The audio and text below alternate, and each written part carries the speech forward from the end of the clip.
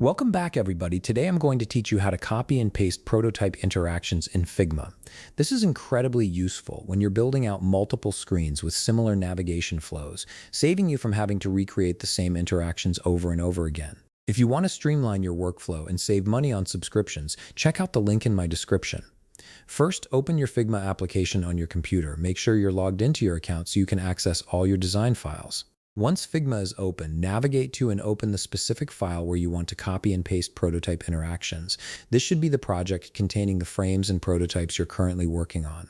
Now that your file is open, take a moment to locate the frame that contains the prototype interaction you want to copy.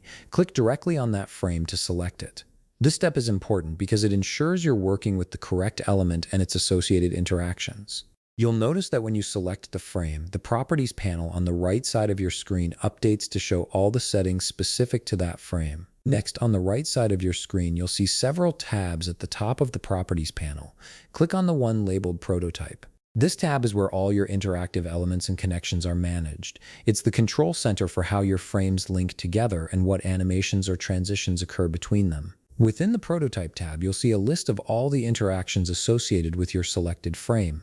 Click on the specific interaction you want to copy. Once it's selected, simply press Ctrl+C on your keyboard. This copies the interaction to your clipboard, just like you would copy text or any other element. The interaction is now stored and ready to be pasted elsewhere in your design. Now it's time to paste that interaction onto another frame. Click on the frame where you want this interaction to appear. Once that frame is selected, press Ctrl+V on your keyboard. The interaction will instantly paste onto this new frame with all the same settings, triggers, and animations intact.